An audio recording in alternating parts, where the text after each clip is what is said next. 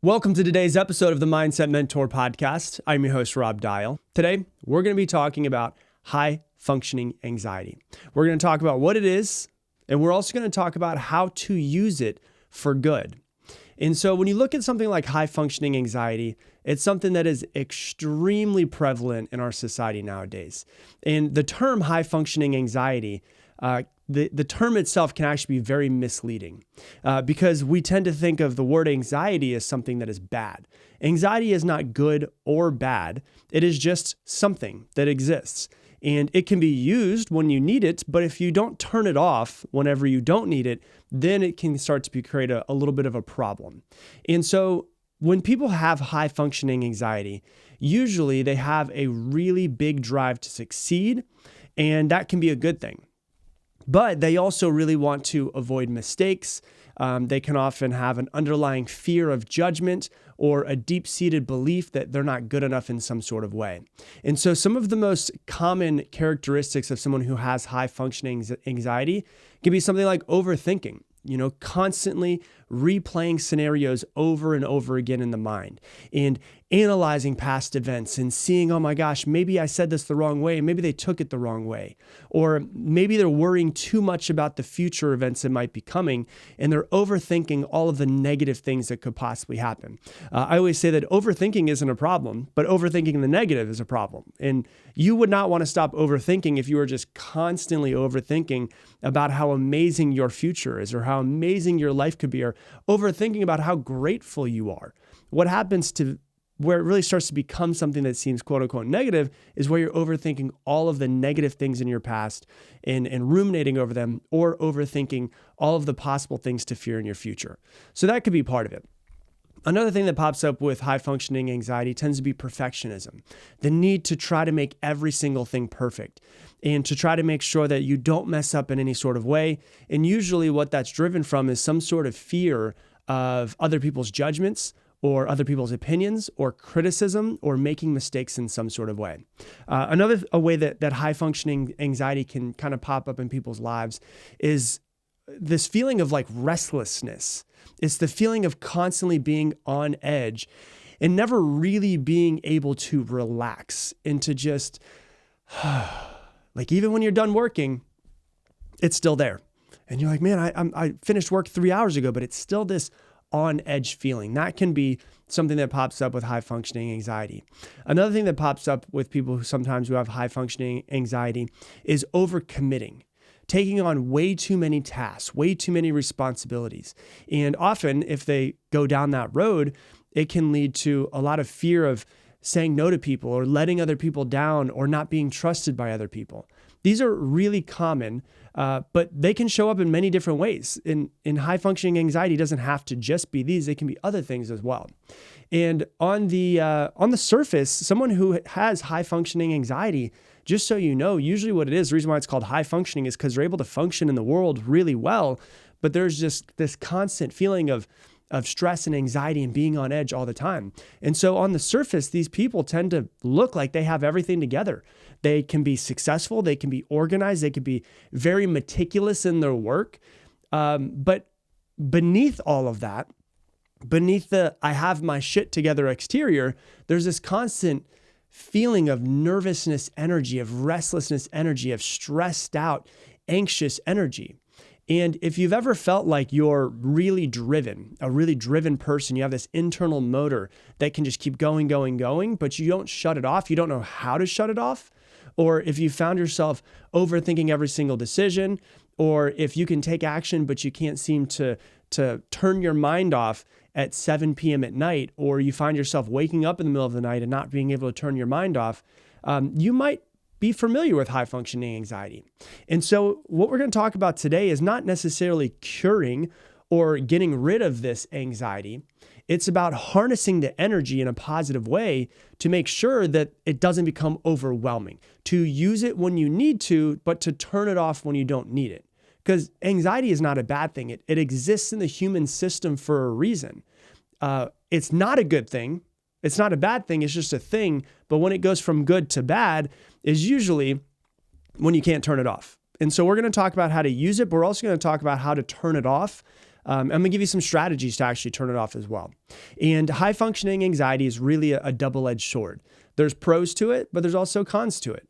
It can help you with drive. It can help you with motivation, help you really get shit done. It can help you be more detailed, and it can help you plan your days and your work. It can give you a really, really strong work ethic. It can make you more creative, but it becomes a bad thing when it's something that just is always going. And the way that I like to see it is it's like a tool for your tool belt. You know, if you see a nail and you have to get a nail into a wall, what's the best tool for that tool belt? For that task, I guess what you would do is take the tool out of your tool belt and you would try to use a hammer. A hammer would be the best one for it. Now, if I had a screw and I was trying to screw something in, I could maybe use a hammer or I could use a screwdriver for that. And it's good, and it's a tool that you can use when you want to use it. It's a good thing when you're sitting down and you're going to crank out work. It's a bad thing when you're trying to unwind and be present with your children and you can't seem to turn your phone off because you're constantly thinking about what's going on and what you should have done earlier today. Or it's really bad when it gets in the way of your sleep, when you sit down to lay down and you're constantly thinking about today and ruminating on what you might have done wrong, or you're constantly thinking about tomorrow. Hey, if you're loving this episode, please do me a favor. Give us a like down below for the YouTube algorithm. And don't forget, this isn't only on YouTube. We're also a podcast that is everywhere where podcasts are. So you can take this and listen to us inside of your car, driving somewhere, working out, all of that. Just search for Mindset Mentor anywhere where you listen to podcasts. So let's talk about, really how to use it and how to control it. The number one thing out of all of the research that I've done that helps people who have high functioning anxiety. And what I'll tell you is that I found is that a lot of people nowadays have high functioning anxiety. And one of the reasons why is because technology is omnipresent in our lives. If you think back to the 1980s, I would say that there was a whole lot, and there's actually proof of it, that there was a whole lot less high functioning anxiety. And the reason why is because in the 80s, people could leave work and be done with work. Like you could leave the office and you didn't have emails back then. And you didn't have people texting you because there were no emails that people really used in the 80s, and there were no text messaging back then. And people are not going to call your house line and try to tell you something that you need to do for work. And so nowadays, we basically carry work with us. We carry our life with us everywhere that we go. You are, unless you have the correct boundaries set up, you are available all of the time. And so really what we want to do is we want to be able to figure out a way to use it. And the thing that I've found that works the best with high functioning anxiety is to be really, really good at creating routines. Creating routines in your life so that it can be a really, really great anchor with people who have high functioning anxiety. And the reason why is because when you create a routine, you create something where there is certainty to it. A lot of times, high functioning anxiety comes from the uncertainty of life, the uncertainty of what's coming up tomorrow and what we have to do. And so when you create a routine in your life or multiple routines in your life, you know what to expect. It removes a lot of uncertainty and it can alleviate a lot of that uncertainty. And that uncertainty is actually what tends to fuel anxious thoughts. And so there's been a lot of studies on this. One of them was by Charles Duhigg, and his study was called The Power of Habit, Why We Do What We Do in Life and Business. And in this study, Duhigg explains how routines can actually reshape our brains. And by establishing routines in your life, you can create a sense of predictability and control, which can be especially beneficial for people who have high function anxiety, because the predictability of the routines reduce the uncertainty that fuels your anxiety. So when we're going through today, I want you to think, how can I create more routines to create more certainty in my life to lessen the load of the uncertainty? And that's where the high functioning anxiety, the anxiety tends to creep in there. Another study that was done in 2013 was called The Relationship Between Daily Activities and Quantitative EEG in the Patients with Panic Disorder. And that was in the neuropsychiatric disease and treatment. So long name, but I'll tell you basically in a short synopsis of basically what the study was. The study, what it did is they investigated the relationship between daily routines and brain activity in patients who had panic disorder, which panic disorder is a severe form of anxiety.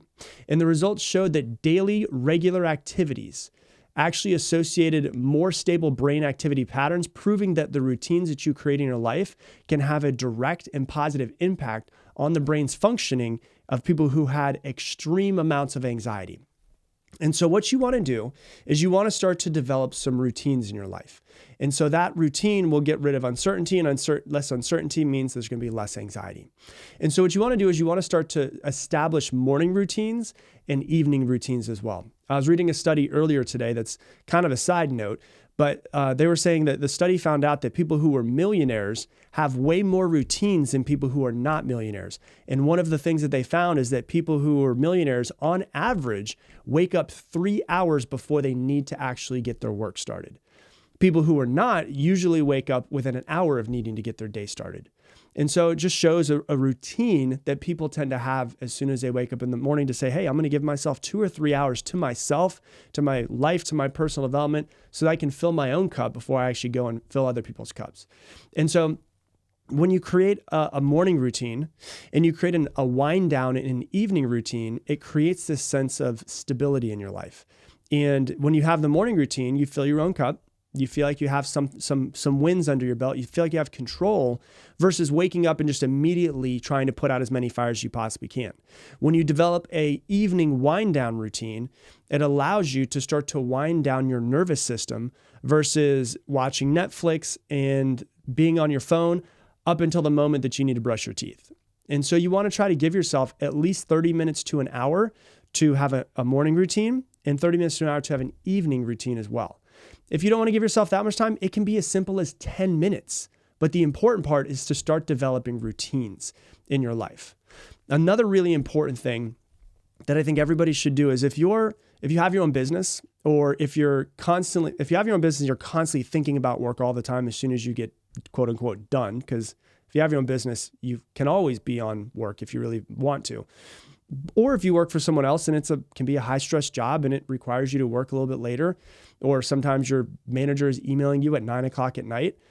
What you want to do is you want to develop an end of day routine. This is super important to kind of close out your mind and close the chapter of your mind out so that you don't have to continue to worry with you and have your brain feel like it's not closed.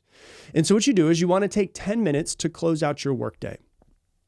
So let's say you say, okay, I'm going to develop a routine where I'm done with work by 6 p.m. 99% of days. Now, will there be days where you work a little bit earlier, get off work a little bit earlier, or get off work a little bit later? Sure. But what you're trying to do in this closeout routine is you're trying to signal to your brain that work is done for the day. We're done. I'm closing out. I'm moving on to another chapter of my life for the rest of the day. Don't bother me, brain, with anything else after this. And this is what a typical end of day routine looks like. If you don't do this in your life right now, please do this. It will help you so much with any anxiety that you feel or any of that, where if you just don't feel like you could turn your brain off. The first thing that you're going to do is take just a couple minutes and you're going to tidy up your workspace. You're going to clean up a little bit. You're going to clear up any clutter that you have, anything that might be on the desk, anything that needs to be thrown away. Make your space look a little bit cleaner. Put away your tools, put away your equipment, organize your desk, whatever it is you need to do. Make it look at least a little bit prettier. It's a routine to close out. And once again, you're trying to signal to your brain, we're done here, brain, we're done. Then what you're going to do is you're going to shut off all of your electronics, turn off your computer, close out all of the work-related apps that you might have.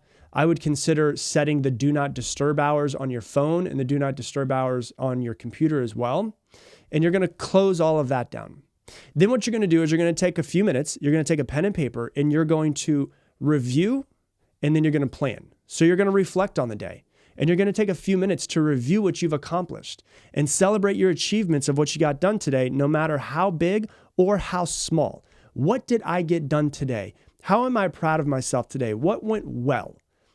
And then what you're going to do is after you look back on how today went, we're going to look, so it's called look back, look forward. We're going to look back on how today went, figure out my accomplishments, celebrate myself. Damn, you got a lot done today. I'm really proud of you. Then we're going to make a list and a little bit of a plan for tomorrow.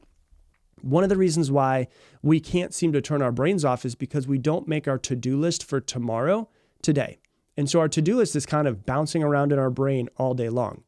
And so what you're going to do is you're going to look at tomorrow and you're going to jot down some of the key things that you want to accomplish tomorrow. And what you can do is this can help you kind of offload all of these lingering thoughts and pending tasks and give you kind of a clear starting point so that you can start the next morning that way. And then you're going to do a physical and mental transition. Once again, all this stuff only takes about 10 minutes. A physical and mental transition. So you're going to try to get your brain and your physical body to know we're done for the day. This can involve something that's just really simple. It can involve just a simple stretch. You stretch, you move your body around. You can do tapping, which is literally taking your hands and tapping your entire body, go from your feet up, and you tap every single muscle that you possibly can. And it starts to get the blood flow back into your body, because after hours and hours and hours of sitting and working, especially sitting there on your computer, doing some light stretches or doing a quick walk signals to the brain and the body that, hey, we're doing something different, right? I've been sitting all day. Now I'm going to actually move my body a little bit. I'm going to signal to my body, hey, something else is happening. We're going into a different phase. And also what it helps do when you do this, if you do tapping or if you do walking, you do stretching, it releases tension. And in that tension that it's now letting go of, it's signaling to the brain and your body, hey, we're done with the work. We're going to go into having some fun. We're going to go into hanging out, living our life. And then what you're going to do, and I recommend this for everybody, not just at the end of your day, but multiple times a day, is you're going to do this breathing technique. And I got this breathing technique from a friend of mine. His name is Steven Jaggers, and he owns a company. He's trained over 1,000 breathwork facilitators in his company called Somatic Breathwork. And he gave this tip to me of how he starts his day, how he closes his day, and how he relieves anxiety throughout the day. When you have anxiety, it can create stress, right? Of course, anxiety creates stress. Stress stays in the body unless we discharge it. I really get what I'm saying here, because if you can understand this, it'll help you multiple times a day. Stress stays in the body unless we discharge it. And this breathing exercise is designed to discharge remaining stress and anxiety that you have accumulated throughout your workday. And so there's two videos that you can actually watch on YouTube if you want to that shows this. One of them is if you go on YouTube and type in polar bear trauma, you can watch this video. It is of a polar bear. These researchers are in a helicopter and they have to shoot a tranquilizer gun into a polar bear to do studies and to check on this polar bear. And what happens is, because a polar bear is like an apex predator, they never are under any stress because they are the ones who cause stress for every animal around, right? Nobody tries to kill this massive being. And so what happens is, it's kind of sad to see, but it shows you how this animal is built to offload stress and trauma. And it does for about 10 seconds, this crazy like shaking. It's a crazy shaking thing. So they're sitting in front of it. These people are surrounding themselves with it. And it's doing this crazy shaking. And the guy says, just watch. We've done this so many times. Once it's done with the shaking, it'll take deep breaths. And so it's literally shaking its body to move the stress and discharge the stress from its body. And he says, watch, when it's done, it's going to take a deep breath and then calm down. And then immediately after he says that, it goes, shaking stops. That shows that the animal has a specific thing that it does to remove stress and trauma from the body. There's also another video you should watch. It's called Impala Stress. It's an impala that gets attacked by a leopard, and then the leopard gets scared off by something else. And the impala does the same thing. It does this crazy shaking, this crazy moving, and then it does the same thing. It removes and discharges all of the built up stress from the body so it can go back into its normal life. And what's really interesting is that children do this naturally through temper tantrums. They offload all of their stress. It is literally natural for a human to do. But at some point in time, we're taught that this is not good. We're taught that temper tantrums are not good. And so what do? We actually keep all of it inside of us. And so what you're going to want to understand is this. I'm going to explain the process, and then I'm going to actually just really quickly show you what it seems like and what it is to do.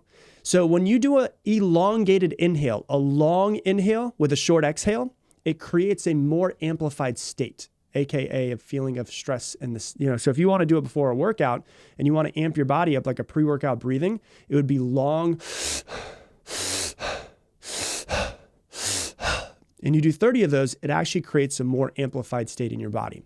And so then if you would do a elongated exhale, it creates a more relaxed state. So what you're going to do in this process is you're going to actually get yourself in a more stressed state to get the rest of the stress that's in your body out, and then you're going to calm your body back down. So you're going to do 30 breaths with an elongated inhale. You're going to get yourself into a heightened state, And then what you're going to do is you're going to completely flip it. You're going to do a normal breath with an elongated exhale.